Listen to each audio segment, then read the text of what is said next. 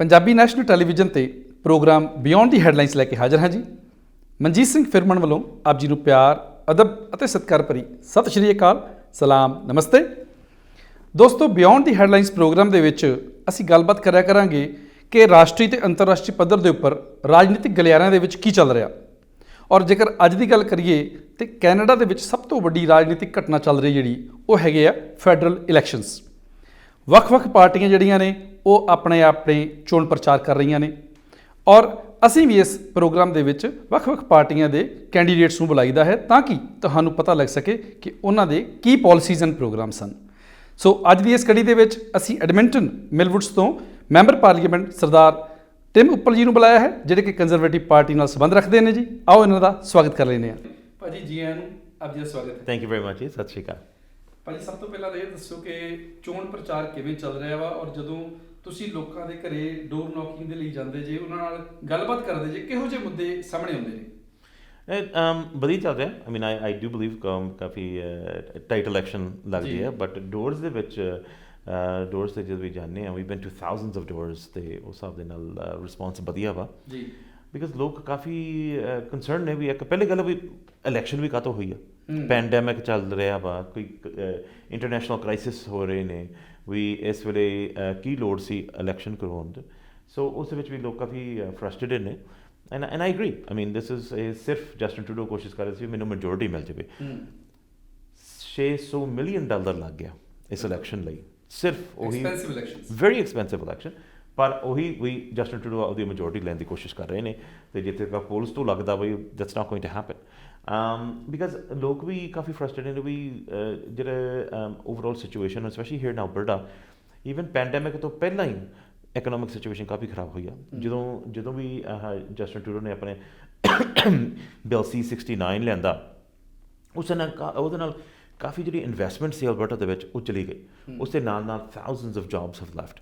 ਸੋ ਉਹਦੇ ਕਰਕੇ even pandemic ਤੋਂ ਪਹਿਲਾਂ ਕਾਫੀ ਇਕਨੋਮਿਕ ਪ੍ਰੋਬਲਮ ਰਹੀ ਹੈ, ਫਿਰ ਪੈਂਡੈਮਿਕ ਦੇ ਵਿੱਚ obviously there has been problem. So ਉਸ ਚੀਜ਼ ਤੋਂ ਲੋਕ ਕਾਫੀ ਫਰਸਟ੍ਰੇਟਡ ਨੇ। ਅਤੇ ਭਾਅ ਜੀ ਮੇਰਾ ਅਗਲਾ ਸਵਾਲ ਇਹ ਆ ਕਿ 2 ਸਾਲ ਹੋ ਗਏ ਆਪਣੇ ਲਗਭਗ ਤੁਹਾਡੀ ਕਰ ਲਓ, ਹੈ ਨਾ? ਹਾਂਜੀ। ਇਸ ਸਮੇਂ ਦੇ ਵਿੱਚ ਤੁਹਾਡੀਆਂ ਕੀ ਪ੍ਰਾਪਤੀਆਂ ਨੇ? ਆਈ ਮੀਨ ਟੂ ਸੇ ਵੀ ਜਿਹੜੇ ਮਿਲਵੁੱਡ ਦੇ ਕੌਂਸਟੀਟਿਊਐਂਟ ਨੇ ਉਹ ਟਿਮ ਉੱਪਲ ਹੁਣਾਂ ਨੂੰ ਦੁਬਾਰਾ ਕਿਉਂ ਚੁਣਨ? ਦੇਖੋ ਜੀ, ਵੀ ਇਹ 2 ਸਾਲਾਂ ਦੇ ਵਿੱਚ ਬਹੁਤ ਜ਼ਿਆਦਾ ਜਿੰਨੇ ਵੀ ਲੋਕਾਂ ਨੂੰ ਹੈਲਪ ਦੀ ਲੋੜ ਪਈ ਆ, ਵੀ ਹੈਡ ਮੈਨੀ ਫਾਈਲਸ, ਪਰ ਇਹਨੀ ਇਮੀਗ੍ਰੇਸ਼ਨ ਦੇ ਇਸ਼ੂ ਹੋਣ, ਕੋਈ ਰੈਵਨਿਊ ਕੈਨੇਡਾ ਦੇ ਨਾਲ ਜੋ ਵੀ ਕੋਈ ਫੈਡਰਲ ਰਿਲੇਟਡ ਕੋਈ ਇਸ਼ੂਜ਼ ਹੋਣ, ਫਾਈਲਾਂ ਹੋਣ, ਅਸੀਂ ਉਹਨਾਂ ਨਾਲ ਬਹੁਤ ਵਧੀਆ ਤਰੀਕੇ ਦੇ ਨਾਲ ਹੈਲਪ ਕਰਨ ਦੀ ਕੋਸ਼ਿਸ਼ ਕਰ ਰਹੇ ਨੇ।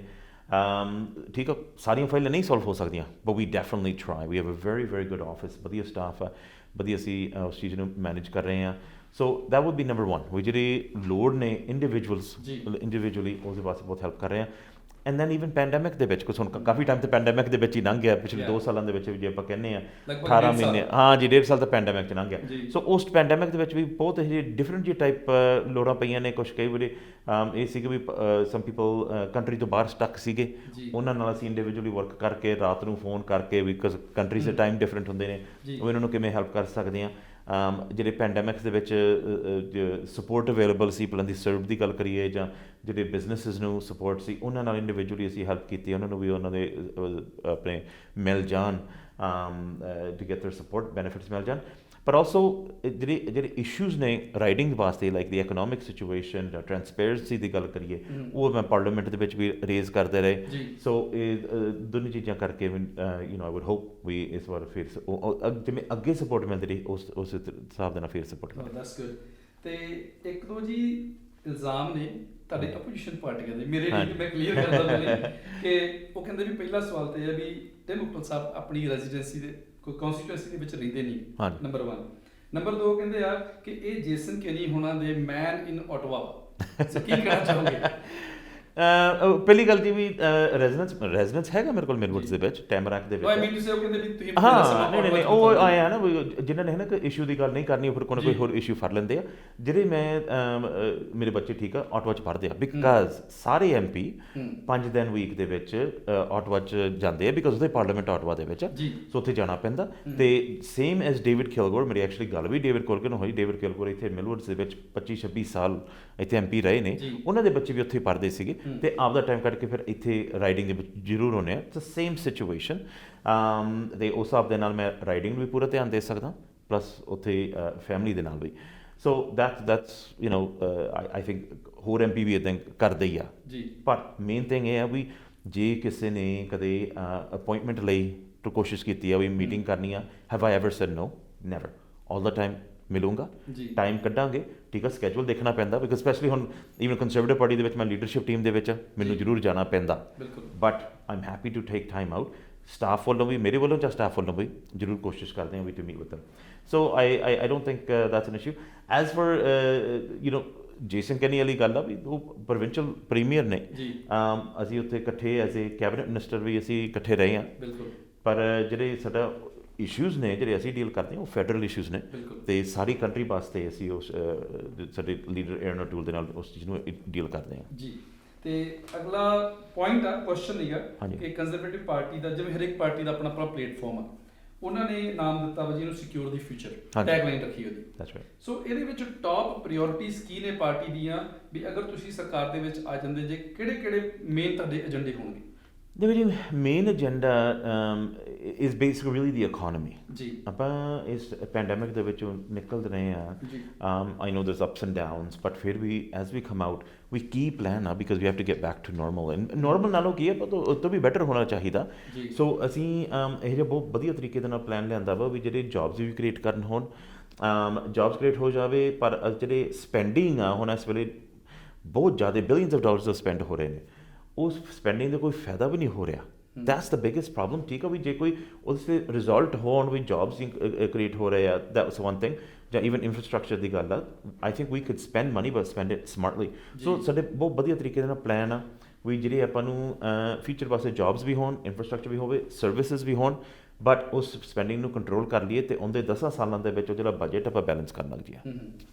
ਤੇ ਹਾਊਸਿੰਗ ਦੇ ਬਾਰੇ ਵੀ ਗੱਲਬਾਤ ਹੋਈ ਆ ਵੀ ਅਸੀਂ 1 ਮਿਲੀਅਨ ਹਾਊਸਿਸ ਬਣਾਉਣੇ ਆਉਣ ਵਾਲੇ 3 ਸਾਲਾਂ ਦੇ ਵਿੱਚ। ਹਾਂਜੀ।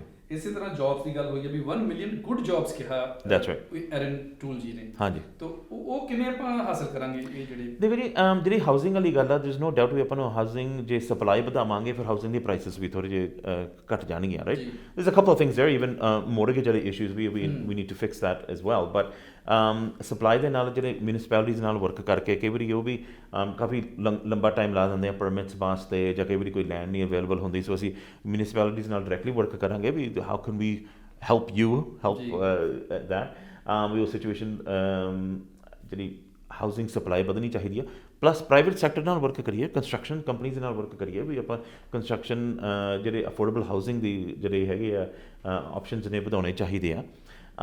ਐਂਡ ਐਂਡ ਜੌਬਸ ਅਗੇਨ, ਆਈ ਮੀਨ ਜਿਹੜੇ ਜੌਬਸ ਜੇ ਜੌਬ ਕ੍ਰੀਏਸ਼ਨ ਦੇ ਵਿੱਚ ਵੀ ਕੋਈ ਹਰਡਲਸ ਹੋਣ ਉਹ ਐਲੀਮੀਨੇਟ ਕਰਨੇ ਚਾਹੀਦੇ ਆ।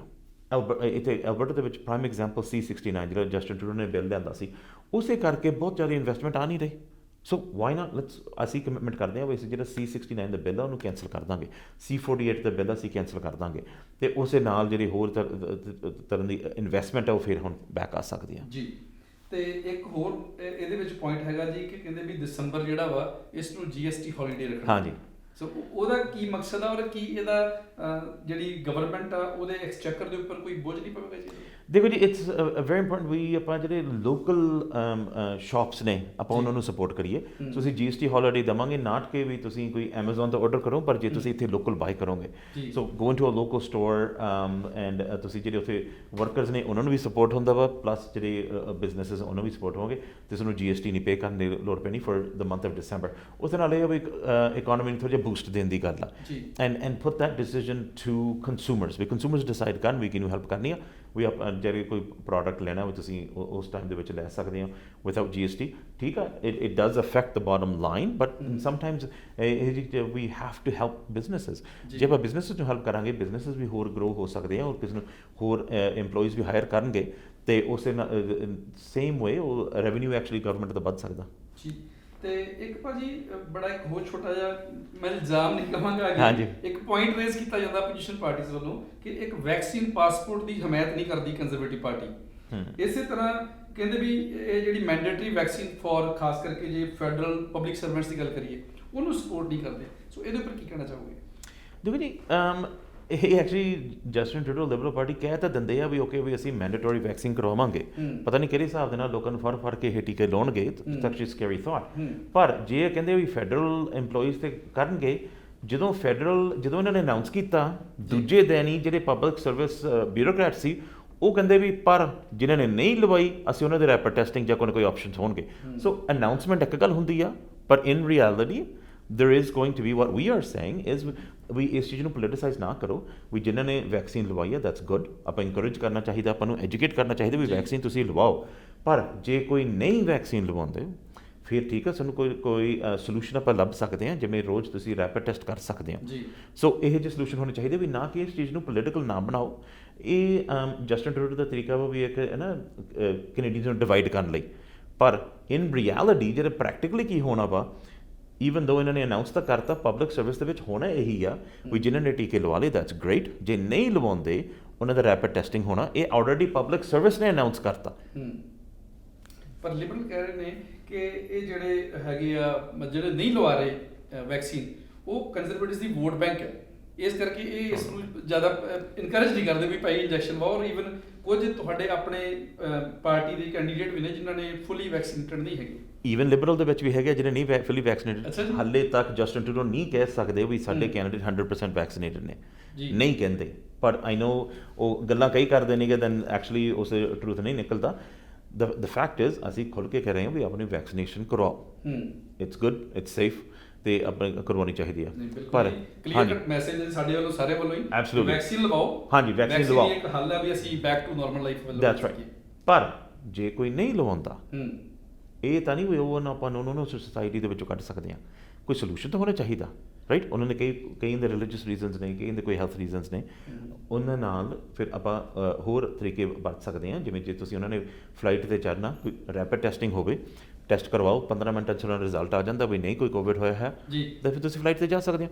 ਹੋਰ ਤਰੀਕੇ ਟੈਕਨੋਲੋਜੀ ਹੈਗੀ ਹੈ, ਇਸ ਚੀਜ਼ ਨੂੰ ਆਪਾਂ ਵਰਤ ਸਕਦੇ ਹਾਂ, ਉਹ ਇਸ ਚੀਜ਼ ਨੂੰ ਐਜ਼ ਏ ਇਲੈਕਸ਼ਨ ਇਸ਼ੂ ਨਾ ਬਣਾਈਏ। ਇੱਕ ਕੁਇਕ ਰਿਸਪੌਂਸ ਚਾਹੂੰਗਾ ਜੀ ਹੈਲਥ ਕੇਅਰ ਤੇ ਫਰਮਾ ਕੇਅਰ ਤੇ, ਕਿਉਂਕਿ ਫਰਮਾ ਕੇਅਰ ਜਿਹੜਾ ਵਾ ਇਹ ਬੜਾ ਤਗੜਾ ਮੁੱਦਾ ਵਾ NDP ਵੱਲੋਂ, ਔਰ ਕੁਝ ਸਮੇਂ ਤੋਂ ਲਿਬਰਲਸ ਵੀ ਇਸ ਨੂੰ ਉਠਾਉਂਦੇ ਨੇ, ਹਾਲਾਂਕਿ ਉਹ ਇੰਪਲੀਮੈਂਟੇਸ਼ਨ ਕੁਝ ਨਹੀਂ ਕਰ ਸਕੇ। ਇਸ ਬਾਰੇ ਤੁਹਾਡਾ ਕੀ ਸਟੈਂਡ ਹੈ, ਤੁਹਾਡੀ ਪਾਰਟੀ ਦਾ? ਦੇਖੋ ਜੀ, ਜਿਹੜੀ ਹੈਲਥ ਕੇਅਰ ਦੀ ਗੱਲ ਆ, ਵੀ ਫੀਲ ਵੀ ਹੈਲਥ ਕੇਅਰ ਨੂੰ ਜਿਹੜੀ ਫੰਡਿੰਗ ਆ ਵਧਣੀ ਚਾਹੀਦੀ ਆ ਜੀ। It should stay public health care ਹੋਣਾ ਚਾਹੀਦਾ, ਵੀ ਜਿਹੜੇ ਪੇਮੈਂਟ ਉਹਦੀ ਹੈਗੀ ਆ ਵੀ ਗਵਰਨਮੈਂਟ ਵੱਲੋਂ ਹੀ ਹੋਵੇ, ਤੇ ਉਸ ਨੂੰ ਜਿਹੜੇ ਇਸ ਵੇਲੇ 10% ਇੰਕਰੀਜ਼ ਹੈ, ਅਸੀਂ ਕਹਿੰਦੇ ਵੀ 6% ਹੋਣੀ ਚਾਹੀਦੀ ਆ। ਸੋ ਹੈਲਥ ਕੇਅਰ ਵਾਸਤੇ ਅਸੀਂ ਟ੍ਰਾਂਸਫਰਸ ਵਧਾਵਾਂਗੇ ਜੀ। ਐਜ਼ ਫॉर ਫਾਰਮਾ ਕੇਅਰ, ਬਹੁਤ ਜ਼ਿਆਦਾ ਕੈਨੇਡੀਅਨਸ ਨੇ ਆਲਰੇਡੀ ਕਵਰਡ ਨੇ ਅੰਡਰ ਭਲਾਂ ਦੀ ਗਵਰਨਮੈਂਟ ਪਲਾਨ ਜਾਂ ਕੋਈ ਪ੍ਰਾਈਵੇਟ ਪਲਾਨ ਦੇ ਥੱਲੇ। ਸੋ ਜਿਹੜੀ ਜਗਮੀਤ ਸਿੰਘ ਹੁਣੀ ਗੱਲ ਕਰਦੇ ਨੇ ਵੀ ਇੰਨੇ ਬਿਲੀਅਨਸ ਆਫ ਡਾਲਰ ਖਰਚਣਾ ਵਾ, ਉਹ ਜਿਹੜਾ ਖਰਚਾ ਵਾ ਉਹ ਕਿਸੇ ਪਾਸੇ ਤਾਂ ਆਉਣਾ ਹੀ ਆ ਨਾ। ਸੋ ਵੀ ਕੈਂਟ ਹੈਵ ਐਵਰੀਥਿੰਗ। ਉਹ ਤਾਂ ਹੁਣ ਕਹਿੰਦੇ ਆ ਡੈਂਟਲ ਵੀ ਫ੍ਰੀ ਹੋਣਾ ਚਾਹੀਦਾ, ਫਾਰਮਾ ਕੇਅਰ ਵੀ ਫ੍ਰੀ ਹੋਣਾ ਚਾਹੀਦਾ, ਹੋਰ ਇੰਨੀ ਚੀਜ਼ਾਂ ਫ੍ਰੀ ਹੋਣੀ ਚਾਹੀਦੀਆਂ। ਉਹ ਕਿਸੇ ਪਾਸੇ ਤੋਂ ਖਰਚਾ ਤਾਂ ਫਿਰ where is it going to come from? ਇਹ ਅਰੇਂਜਮੈਂਟ ਭਾਜੀ ਸਰਕਾਰਾਂ ਨੇ ਕਰਨੇ ਹੁੰਦੇ ਜੀ। ਫਿਰ ਨਹੀਂ ਠੀਕ ਹੈ ਜੀ, ਸਰਕਾਰਾਂ ਅਰੇਂਜਮੈਂਟ ਕਰ ਦੇਣਗੇ, ਪਰ ਪੈਸੇ ਤਾਂ ਤੁਹਾਡੇ ਹੀ ਹੈ ਜੀ, ਤੁਹਾਡੇ ਜੇਬ ਚੋਂ ਹੀ ਹੋਣੇ ਆ, ਟੈਕਸ ਪੇਅਰ ਤੋਂ ਪੈਸੇ ਹੋਣੇ ਆ। So that's why we are saying ਵੀ ਇਸ ਚੀਜ਼ ਦੀ ਰਿਸਪੌਂਸਿਬਿਲਿਟੀ ਹੋਣੀ ਚਾਹੀਦੀ ਹੈ, ਵੀ ਜਿੰਨੇ ਕਵਰੇਜ ਰੀਜ਼ਨੇਬਲੀ ਕਰ ਸਕਦੇ ਹਾਂ ਕਰਨੀ ਚਾਹੀਦੀ ਆ, ਪਰ ਹਰੇਕ ਚੀਜ਼ ਨਹੀਂ ਆਪਾਂ ਕਵਰ ਕਰ ਸਕਦੇ। ਸੋ ਪਸਕ ਕੁਝ ਹੋਰ ਮੁੱਦੇ ਨੇ, ਸਮਾਂ ਇੱਕ ਬ੍ਰੇਕ ਦਾ ਹੋ ਚੁੱਕਿਆ, ਬ੍ਰੇਕ ਲੈ ਲੈਂਦੇ ਹਾਂ, ਔਰ ਤੁਸੀਂ ਦੇਖਦੇ ਰਹਿਣਾ ਜੀ ਪ੍ਰੋਗਰਾਮ ਬਿਯੋਂਡ ਦੀ ਹੈਡਲਾਈਨਸ, ਜਲਦ ਹਾਜ਼ਰ ਹੋਣੇ।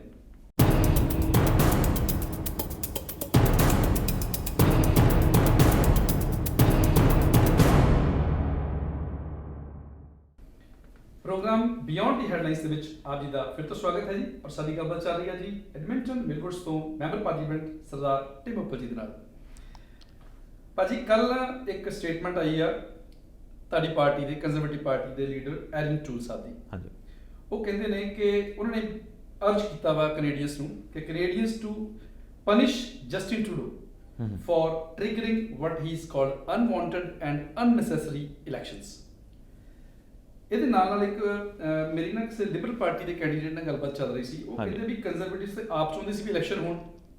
ਸੋ ਇਹਦੇ ਉੱਪਰ ਤੁਹਾਡੀ ਕੀ ਸਟੇਟਮੈਂਟ ਹੈ? ਦੇਖੋ ਜੀ, ਅਸੀਂ ਤਾਂ ਬਹੁਤ ਟਾਈਮ ਤੋਂ ਕਹਿ ਰਹੇ ਹਾਂ ਵੀ ਇਲੈਕਸ਼ਨ ਨਹੀਂ ਹੋਣੀ ਚਾਹੀਦੀ। ਈਵਨ ਹਾਊਸ ਆਫ ਕਾਮਨਸ ਦੇ ਵਿੱਚ ਵੋਟ ਵੀ ਹੋਈ ਸੀ, ਵੀ MPs ਨੇ ਸਪੋਰਟ ਕੀਤੀ ਸੀ ਵੀ ਜਿਹੜਾ ਨੈਕਸਟ ਇਲੈਕਸ਼ਨ ਹੋਵੇ ਵੀ ਉਹ ਜਾਂ ਤਾਂ 4 ਸਾਲ ਬਾਅਦ ਹੋਵੇ ਜਾਂ ਕੋਈ ਪੈਂਡੈਮਿਕ ਤੋਂ ਬਾਅਦ ਹੋਵੇ। ਰਾਈਟ ਐਂਡ ਈਵਨ ਉਸ ਟਾਈਮ ਦੇ ਵਿੱਚ ਲਿਬਰਲ ਵੀ ਇਹ ਐਗਰੀ ਕਰਦੇ ਸੀ ਵੀ ਪੈਂਡੈਮਿਕ ਤੋਂ ਬਾਅਦ 'ਚ ਹੋਣੀ ਚਾਹੀਦੀ ਹੈ। ਜਸਟਿਨ ਟਰੂਡੋ ਆਪ ਕਹਿੰਦੇ ਸੀਗੇ ਵੀ the election should be after the pandemic ਜੀ। ਸੋ ਅਸੀਂ ਤਾਂ ਨਹੀਂ ਚਾਹੁੰਦੇ ਸੀਗੇ ਐਂਡ ਈਵਨ ਜਗਮੀਤ ਸਿੰਘ ਨੇ ਕਲੀਅਰਲੀ ਕਿਹਾ ਵਾ ਵੀ ਮੈਂ ਅਸੀਂ ਜਿਹੜੇ ਵੀ ਕੋਈ ਤੁਸੀਂ ਇਸ਼ੂਜ਼ ਲਿਆਵੋਗੇ ਅਸੀਂ ਤੁਹਾਨੂੰ ਸਪੋਰਟ ਕਰਾਂਗੇ। ਉਹਨੇ ਲੈਟਰ ਵੀ ਲਿਖੀ ਸੀ ਆਈ ਬਲੀਵ। ਹਾਂਜੀ, ਉਹਨੇ ਲੈਟਰ ਵੀ ਲਿਖੀ ਸੀ ਵੀ ਇਲੈਕਸ਼ਨ ਨਾ ਕਰਵਾਓ ਵੀ ਅਸੀਂ ਸਪੋਰਟ ਕਰਾਂਗੇ। ਸੋ ਕੋਈ ਇਹ ਕੋਈ ਲੈਜਿਸਲੇਟਿਵ ਰੀਜ਼ਨ ਵੀ ਹੈ ਨਹੀਂ ਸੀ ਇਲੈਕਸ਼ਨ ਕਰਵਾਉਣ ਲਈ, ਸਿਰਫ ਇਹੀ ਸੀ ਵੀ ਉਸ ਟਾਈਮ ਲਿਬਰਲ ਦੇ ਪੋਲਸ ਵੱਧ ਰਹੇ ਸੀ, ਲਿਬਰਲ ਦੇ ਜਿਹੜੇ ਸਕੈਂਡਲ ਦੇ ਇਸ਼ੂਜ਼ ਨੇ ਥੋੜ੍ਹੇ ਲੇਟਰ ਔਨ ਹੋਰ ਆਉਣੇ ਸੀਗੇ। ਸੋ ਉਹਨਾਂ ਨੂੰ ਇਹ ਸੀਗਾ ਵੀ ਹੁਣ ਇਲੈਕਸ਼ਨ ਹੁਣ ਕਰਵਾ ਦਈਏ। ਈਵਨ ਇਫ ਦੇਖਿਆ ਜਾਵੇ ਨਾ ਜਿਹੜੇ ਇਨਫਲੇਸ਼ਨ ਆ it's going up and things are going to get difficult. ਜੇ ਲਿਬਰਲ ਪਾਰਟੀ ਦੇ ਪ੍ਰੋਪਰ ਇਹ ਕੋਈ ਪਲਾਨ ਹੈ ਨਹੀਂ, ਸੋ ਉਹ ਵੀ ਕੋਸ਼ਿਸ਼ ਕਰਦੇ ਨੇ ਵੀ ਇਲੈਕਸ਼ਨ ਹੁਣ ਕਰਵਾ ਲੈਣ। That's why we're having in this election ਸਿਰਫ ਇਹੀ ਵੀ ਜਸਟਿਨ ਟਰੂਡੋ ਦੀ ਸੀਟਾਂ ਵਧਾਉਣ ਦੀ ਕੋਸ਼ਿਸ਼ ਵਿੱਚ ਆ। That's the only reason we ਆਪਾਂ ਨੂੰ ਇਹ ਇਲੈਕਸ਼ਨ ਕਰਨੀ ਪਈ। ਓਵਰ $600 million $600 million ਤੋਂ ਉੱਪਰ ਲੱਗ ਜਾਣਾ ਇਸ ਇਲੈਕਸ਼ਨ ਵਾਸਤੇ, ਤੇ ਉਸ ਦਾ ਰਿਜ਼ਲਟ ਮੇਰੇ ਹਿਸਾਬ ਦੇ ਨਾਲ is going to be very similar to the same. Definitely. ਤੇ ਹੁਣ ਗੱਲ ਕਰਦੇ ਹਾਂ ਜੀ ਚਾਈਲਡ ਕੇਅਰ ਬਾਰੇ। ਹਾਂਜੀ, ਲਿਬਰਲਸ ਦਾ ਜਿਹੜਾ ਚਾਈਲਡ ਕੇਅਰ ਪ੍ਰੋਗਰਾਮ ਹੈਗਾ ਜੀ ਉਹ ਹੈਗਾ $10 ਅ ਡੇ। ਸੋ ਕੰਜ਼ਰਵੇਟਿਵ ਪਾਰਟੀਜ਼ ਵੱਲੋਂ ਇੱਕ ਰੀਸੈਂਟਲੀ ਅਨਾਉਂਸਮੈਂਟ ਕੀਤੀ ਗਈ ਆ ਕਿ ਅਸੀਂ ਭਾਈ 7ਵੇਂ ਮਹੀਨੇ ਤੋਂ ਹੀ ਹਾਂਜੀ, ਪ੍ਰੈਗਨੈਂਸੀ ਦਾ ਜਿਹੜਾ 7th ਮੰਥ ਆ ਉਦੋਂ ਤੋਂ ਹੀ ਜਿਹੜਾ ਚਾਈਲਡ ਕੇਅਰ ਆ ਇਹ ਸ਼ੁਰੂ ਕਰ ਦੇਣਾ ਵਾ। ਇਸ ਤੋਂ ਇਲਾਵਾ ਹੋਰ ਕੀ ਪਲਾਨ ਆ ਚਾਈਲਡ ਕੇਅਰ ਨੂੰ ਲੈ ਕੇ? ਦੇਖੋ ਜੀ, ਪਹਿਲੀ ਗੱਲ ਵੀ ਜਿਹੜੇ ਜਸਟਿਨ ਟਰੂਡੋ ਦੀ ਪਲਾਨ ਆ ਵੀ $10 ਅ ਡੇ ਕੇਅਰ, ਉਹ 5 ਸਾਲਾਂ ਤੱਕ ਇੰਪਲੀਮੈਂਟ ਹੋਣਾ ਫੁੱਲੀ। ਸੋ ਜੇ ਅੱਜ ਕੋਈ ਬੱਚਾ ਵਾ ਉਹਨਾਂ ਨੂੰ ਤਾਂ ਹਾਲੇ 5 ਸਾਲ ਤੱਕ they not going to get anything. And also ਜਿਹੜੇ ਡੇ ਕੇਅਰ ਦੀ ਗੱਲ ਆ ਵੀ ਆਪਾਂ ਹੈ ਨਾ ਜਿਹੜੇ ਆਪਾਂ ਕਮਿਊਨਿਟੀਜ਼ ਦੇ ਵਿੱਚ ਡੇ ਕੇਅਰਸ ਨੇ ਉਹਨਾਂ ਨੂੰ ਤਾਂ ਉਹ ਐਕਚੁਅਲੀ ਫੰਡਿੰਗ ਮਿਲਣੀ ਨਹੀਂ। It's only for institutional day cares. And also ਜੇ ਤੁਸੀਂ ਕੋਈ ਸ਼ਿਫਟ ਵਰਕ ਕਰਦੇ ਆ ਉਹਨਾਂ ਵਾਸਤੇ ਨਹੀਂ ਇਹ ਪਲਾਨ ਵਰਕ ਹੋਣੇ। ਜੇ ਤੁਸੀਂ ਕਿਸੇ ਨੂੰ ਘਰੇ ਪੇ ਕਰਦੇ ਹੋ ਆਪਣੇ ਬੱਚੇ ਨੂੰ ਟੇਕ ਕੇਅਰ ਕਰਨ ਲਈ, ਉਹਨਾਂ ਵਾਸਤੇ ਕੋਈ ਫਾਇਦਾ ਨਹੀਂ ਹੋਣਾ। ਸੋ ਸਾਡੇ ਜਿਹੜੀ ਪਲਾਨ ਹੈ ਮੱਚ ਮੋਰ ਫਲੈਕਸੀਬਲ ਵੀ ਅਸੀਂ ਜਿਹੜੇ ਫੈਮਲੀਜ਼ ਸਪੈਸ਼ਲੀ ਲੋ ਇਨਕਮ ਫੈਮਲੀਜ਼ ਵੀ ਉਹਨਾਂ ਦੀ ਹੈਲਪ ਕਰਨ ਲਈ ਉਹਨਾਂ ਨੂੰ ਪੈਸੇ ਦੇਵਾਂਗੇ ਵੀ ਜੇ ਤੁਸੀਂ ਆਪਦੇ ਆਪਸ਼ਨਸ ਦੇਖ ਸਕਦੇ ਹੋ। ਤੁਸੀਂ ਕੋਈ ਲੋਕਲ ਡੇ ਕੇਅਰ ਦੇ ਵਿੱਚ ਰੱਖਦੇ ਹੋ, ਜੇ ਕਈ ਵਾਰੀ ਤੁਹਾਡੇ ਘਰ ਦੇ ਵਿੱਚੋਂ ਕੋਈ ਤੁਹਾਡੇ ਬੱਚੇ ਟੇਕ ਕੇਅਰ ਕਰਦੇ ਨੇ, ਸੋ ਉਹਨਾਂ ਵਾਸਤੇ ਵੀ ਅਸੀਂ ਪੈਸੇ ਦੇਵਾਂਗੇ। So it's a much more flexible plan. ਤੇ ਭਾਜੀ ਇੱਕ ਨਾ ਪਾਰਟੀ ਆ PPC, people's party of Canada. That's right. ਤੇ ਮੈਨੂੰ ਲੱਗਦਾ ਵੀ ਤੁਹਾਡੀ ਪਾਰਟੀ ਤੋਂ ਹੀ ਅਲੱਗ ਹੋ ਕੇ ਬਣੇ ਸੀ, ਰਾਈਟ ਕੰਜ਼ਰਵੇਟਿਵ ਕਹਿ ਸਕਦੇ ਉਹਨਾਂ ਨੂੰ। ਉਹਨਾਂ ਦੇ ਲੀਡਰ ਨੇ ਮੈਕਸਿਮ ਬਰਨਰ। ਹਾਂਜੀ। ਤੇ ਰੀਸੈਂਟ ਇੱਕ ਰਿਪੋਰਟ ਆਈ ਆ ਕਿ ਉਹ ਚੌਥੀ ਵੱਡੀ ਪਾਰਟੀ ਬਣ ਕੇ ਉੱਭਰ ਸਕਦੇ ਨੇ on the day of election. ਹਾਂਜੀ। CBC ਵੱਲੋਂ ਇੱਕ ਨਵੀਂ ਰਿਪੋਰਟ ਆਉਂਦੀ ਆ ਜੀ, ਉਹ ਕਹਿੰਦੇ ਨੇ ਕਿ ਅਗਰ ਘੱਟ ਤੋਂ ਘੱਟ ਵੀ ਇਹਨਾਂ ਨੂੰ ਵੋਟ ਪਵੇ ਨਾ ਤੇ ਜਿਹੜੀ ਕੰਜ਼ਰਵੇਟਿਵ ਪਾਰਟੀ ਨੂੰ 7 ਸੀਟਾਂ ਤੇ ਨੁਕਸਾਨ ਹੋ ਸਕਦਾ। ਉਹਦੇ ਵਿੱਚੋਂ 6 ਸੀਟਾਂ ਜਿਹੜੀਆਂ ਨੇ ਲਿਬਰਲ ਪਾਰਟੀ ਦੀ ਝੋਲੀ ਪੈ ਸਕਦੀਆਂ ਨੇ ਤੇ ਇੱਕ NDP ਦੀ ਝੋਲੀ ਪੈ ਸਕਦੀਆਂ ਨੇ। ਤੁਹਾਨੂੰ ਕੀ ਲੱਗਦਾ? ਆਈ ਮੀਨ ਪੋਲਸ ਦੇ ਹਿਸਾਬ ਨਾਲ ਠੀਕ ਆ ਵੀ ਪੋਲਸ ਅਪ ਐਂਡ ਡਾਊਨ ਹੁੰਦੇ ਹੀ ਰਹਿੰਦੇ ਆ। ਮੈਕਸੀਨ ਬਰਨੀਏ ਮੇਰੇ 1.5 ਸਾਲ ਮੇਰਾ ਸੀਟਮੇਟ ਰਿਹਾ ਵਾ, ਸੋ ਅਸੀਂ ਇਕੱਠੇ ਰਹੇ ਆ। ਐਂਡ ਮੈਂ ਕਹੂੰਗਾ ਵੀ ਉਹਨਾਂ ਦੇ ਜਿਹੜੇ ਇਸ਼ੂਜ਼ ਨੇ ਬੜੇ ਨੈਰੋ ਇਸ਼ੂਜ਼ ਨੇ, ਤੇ ਇਸ ਵੇਲੇ ਸਪੈਸ਼ਲੀ ਉਹਨਾਂ ਦੀ ਵੈਕਸੀਨਸ ਦੀ ਗੱਲ ਆ। ਦੇ ਬੇਸਿਕਲੀ ਐਂਟੀ ਵੈਕਸ ਪਾਰਟੀ ਆ, ਤੇ ਉਸ ਦੇ ਵਿੱਚ ਉਹਨਾਂ ਦੀ ਕੋਈ ਰੀਜ਼ਨੇਬਲ ਪਲਾਨ ਵੀ ਹੈ ਨਹੀਂ, ਜਾਂ ਇਹ ਵੀ ਕੋਈ ਹੈ ਨਹੀਂਗਾ ਵੀ ਹੋਰ ਇਸ਼ੂਜ਼ 'ਤੇ ਵੀ ਕੋਈ ਪ੍ਰੋਪਰ ਪਲਾਨ ਨਹੀਂ ਗੇ। ਸੋ ਉਸ ਇਸ਼ੂ ਦੇ ਵਿੱਚ ਈਵਨ ਜੇ ਅਸੀਂ ਡੋਰਸ 'ਤੇ ਜਾਂਦੇ ਹਾਂ, ਜੇ ਕੋਈ ਗੱਲ ਕਰਦੇ ਹਾਂ ਕਈ ਵਾਰੀ ਉਹਨਾਂ ਦੇ ਜੇ ਸੋਚ ਵੀ ਹੈਗੇ ਵੀ ਅਸੀਂ PPC ਪਾਵਾਂਗੇ, ਜੇ ਅਸੀਂ ਵੀ ਕਹਿੰਦੇ ਵੀ ਓਕੇ ਵੈਕਸੀਨਸ ਤੋਂ ਇਲਾਵਾ ਹੋਰ ਕੋਈ ਇਸ਼ੂਜ਼ ਨੇ, ਉਹਨਾਂ ਦੇ ਕੀ ਸਟੈਂਡਸ ਨੇ, ਉਹਨਾਂ ਦੇ ਕੀ ਪਲਾਨ ਆ, ਉਹ ਕਿਸੇ ਨੂੰ ਕੁਝ ਪਤਾ ਨਹੀਂ ਗਾ। ਉਹ ਜਿਹੜੇ PPC ਦੀ ਗੱਲ ਕਰ ਰਹੇ ਨਾ, ਉਹ ਕਹਿੰਦੇ ਵੀ ਜਿਹੜੇ ਕੰਜ਼ਰਵੇਟਿਵ ਪਾਰਟੀ ਹੈ ਨਾ, is not any more conservative party, ਕਿਉਂਕਿ ਕੁਝ ਮੁੱਦੇ ਜਿਵੇਂ ਲਿਬਰਲ ਪਾਰਟੀ ਦੇ NDP ਦੇ ਉਹ ਵੀ ਤੁਸੀਂ ਆਪਣੇ ਪਲੇਟਫਾਰਮ 'ਚ ਪਾਲੇ। ਜਿਵੇਂ ਤੁਸੀਂ ਰੀਸੈਂਟਲੀ ਪਾਇਆ ਵਾ ਕਿ ਜਿਹੜੇ ਫੋਨ ਦੇ ਬਿਲਸ ਨੇ ਔਰ ਇੰਟਰਨੈਟ ਦੇ ਜਿਹੜੇ ਬਿਲਸ ਨੇ ਉਹ ਘਟਾਵਾਂਗੇ, ਕਿਉਂਕਿ ਇਹ ਮੁੱਦੇ ਪਹਿਲਾਂ ਕੰਜ਼ਰਵੇਟਿਵ ਦੇ ਨਹੀਂ ਸੀਗੇ। ਨਹੀਂ, ਇਹ ਐਕਚੁਅਲੀ ਯੂ ਰਾਈਟ, ਇਹ ਐਕਚੁਅਲੀ ਲਿਬਰਲ ਦਾ ਇਸ਼ੂ ਸੀਗਾ ਤੇ ਉਹਨਾਂ ਨੇ ਕਦੇ ਕੁਝ ਕੀਤਾ ਨਹੀਂਗਾ। ਉਹ ਸੇਮ ਥਿੰਗ ਅਨਾਉਂਸਮੈਂਟ ਕਰ ਦੋ ਪਰ ਐਕਸ਼ਨ ਕੋਈ ਲੈਣਾ ਨਹੀਂਗਾ। ਅਸੀਂ ਕਹਿੰਦੇ ਹਾਂ ਵੀ ਅਸੀਂ ਘਟਾਵਾਂਗੇ ਨਾਟ ਬਾਈ ਡਾਇਰੈਕਟਲੀ ਘਟਾਉਣ ਦੇ ਨਾਲ, ਪਰ ਕੰਪੀਟੀਸ਼ਨ ਦੇ ਨਾਲ। ਜੇ ਯੂਰੋਪੀਅਨ ਕੰਪਨੀਜ਼ ਜਾਂ ਅਮਰੀਕਾ ਤੋਂ ਜਾਂ ਹੋਰ ਤਰ੍ਹਾਂ ਕੰਪਨੀਜ਼ ਤੋਂ ਆ ਸਕਦੇ, ਇੱਥੇ ਕੰਪੀਟੀਸ਼ਨ ਵੱਧ ਜੂ, ਉਹ ਤੁਹਾਡੇ ਨਾਲ ਫਿਰ ਤੁਹਾਡੇ ਬੈਲੋ ਕੱਟ ਸਕਦੇ ਆ। So that's a competitive way, it's a very conservative way. ਇੱਕ ਜਿਹੜੇ ਕੰਪੀਟੀਸ਼ਨ ਹੋਵੇ ਉਹ ਕੰਸਰਵੇਟਿਵ ਆਈਡੀਆ ਵਾ ਵੀ ਕੰਪੀਟੀਸ਼ਨ ਵਧਾਉਣੀ ਚਾਹੀਦੀ ਹੈ, ਬਿਜ਼ਨਸ ਦੇ ਤਰੀਕੇ ਨਾਲ ਤੁਸੀਂ ਘਟਾ ਸਕਦੇ ਹੋ। ਜਿਹੜੇ PPC ਵਾਲੀ ਗੱਲ ਦਾ ਉਹਨਾਂ ਦੀ ਜਿਹੜੀ ਪਾਲਿਸੀਜ਼ ਨੇ ਹੈ ਨਾ, ਉਹਦੇ ਵਿੱਚ ਜਿਵੇਂ ਕਲੀਅਰਲੀ ਉਹਨਾਂ ਦੇ ਪਾਲਿਸੀ ਪਲੈਟਫਾਰਮ 'ਤੇ ਲਿਖਿਆ ਹੋਇਆ ਹੈ ਵੀ ਲੋਕ ਇਸ ਵੇਲੇ ਹੈਪੀ ਨਹੀਂ ਗਏ ਬਿਕਾਜ਼ ਯੂਰੋਪੀਅਨ ਕੰਟਰੀਜ਼ ਤੋਂ ਇਮੀਗ੍ਰੇਸ਼ਨ ਘੱਟ ਆ। ਸੋ ਇਹ ਜਿਹੇ ਉਹਨਾਂ ਦੇ ਇਸ਼ੂਜ਼ ਨੇ ਵੀ ਉਹ ਅਸੀਂ ਇਸ਼ੂਜ਼ ਤੋਂ ਅਸੀਂ ਦੂਰ ਰਹਿੰਦੇ ਹਾਂ। ਉਹ ਮੈਂ ਉਹਨਾਂ ਨੂੰ ਕੰਸਰਵੇਟਿਵ ਨਹੀਂ ਕਹਿ ਸਕਦਾ, ਉਹਨਾਂ ਦੀ ਜਿਹੜੀ ਸੋਚ ਆ ਕਾਫੀ ਵੱਖਰੀ ਹੈ ਸਾਡੇ ਨਾਲੋਂ। ਜੀ। ਤੇ ਇੱਕ ਜੀ ਰੀਸੈਂਟ ਸਰਵੇ ਆਇਆ, ਕੱਲ੍ਹ ਦੀ ਗੱਲ ਕਰ ਰਿਹਾ ਮੈਂ, ਕਿਉਂਕਿ ਜਿਹੜਾ ਲਗਾਤਾਰ ਜਿਹੜੇ ਸਰਵੇਅਰ ਚੇਂਜ ਹੁੰਦੇ ਰਹਿੰਦੇ ਨੇ ਹਾਂਜੀ ਤੇ ਉਹਦੇ ਵਿੱਚ ਜਿਹੜੀ ਬੈਟਲ ਆ between the Conservatives and liberals ਉਹ ਹੁਣ ਪੂਰੀ ਨੈਕ ਟੂ ਨੈਕ ਹੋ Neck to ਚੁੱਕੀ neck, ਹੈ ਹਾਂਜੀ। ਔਰ ਲਿਬਰਲਸ ਵੀ ਥੋੜਾ ਜਿਹਾ ਦਿਖਾ ਰਿਹਾ ਵੀ ਥੋੜਾ ਜਿਹਾ ਅਪ ਸਲਾਈਟਲੀ ਅਪ ਗਏ ਨੇ 31.9% ਉਹਨਾਂ ਨੂੰ ਮਿਲ ਰਹੀ ਹੈ, ਕੰਜ਼ਰਵੇਟਿਵਸ ਨੂੰ 31.3 ਹੈ। ਹਾਂਜੀ ਇਸੇ ਤਰ੍ਹਾਂ ਐਨਡੀਪੀ ਦੇ 19 ਆ ਤੇ ਬਲੌਕ ਕਿਊਬਿਕ ਨੂੰ 6.6 ਤੇ ਪੰਜਵੇਂ ਨੰਬਰ ਤੇ ਹੈਗੀ ਜੀ ਪੀਪੀਸੀ 6.4 ਦੇ ਨਾਲ। ਠੀਕ ਹੈ। ਸੋ ਇਹੋ ਜਿਹੇ ਮਾਹੌਲ ਦੇ ਵਿੱਚ ਤੁਹਾਨੂੰ ਲੱਗਦਾ ਵੀ ਜਿਹੜੀ ਸਰਕਾਰ ਆ ਕੰਜ਼ਰਵੇਟਿਵਸ ਦੀ ਜਾਂ ਲਿਬਰਲਸ ਦੀ ਕਲੀਅਰ ਕੱਟ ਮੈਜੋਰਟੀ ਮਿਲ ਜੇ? ਅਸੀਂ ਤਾਂ ਕੋਸ਼ਿਸ਼ ਕਰ ਰਹੇ ਹਾਂ ਜੀ right up until the and. ਅਸੀਂ ਇੰਡੀਵਿਜੂਅਲੀ ਡੋਰ ਟੂ ਡੋਰ ਜਾ ਰਹੇ ਹਾਂ ਰਾਈਟ ਅਕ੍ਰੋਸ ਦ ਕੰਟਰੀ, ਕੈਨੇਡੀਅਨਸ ਨੂੰ ਪਲਾਨ ਦੱਸਾਂਗੇ। ਇਹ ਵੀ ਜਿਵੇਂ ਤੁਸੀਂ ਕਿਹਾ ਸੀਗਾ ਵੀ ਜਸਟਿਨ ਟਰੂਡੋ ਨੂੰ ਇਹ ਸਿਲੈਕਸ਼ਨ ਕਾਲ ਕਰਨ ਦੇ ਵੀ ਕੋਈ ਫਾਇਦਾ ਨਹੀਂ ਸੀਗਾ। ਕੀ ਹੈ ਉਹਨਾਂ ਨੇ $600 ਮਿਲੀਅਨ ਖਰਚ ਕੇ ਇਲੈਕਸ਼ਨ ਪੈਂਡੈਮਿਕ ਦੇ ਵਿੱਚ ਕਾਲ ਕੀਤੀ ਹੈ ਵੀ ਉਸ ਚੀਜ਼ ਨੂੰ ਉਹਨਾਂ ਨੂੰ ਰਿਵੋਰਡ ਕਰਨਾ ਚਾਹੀਦਾ ਕਿ ਨਹੀਂ।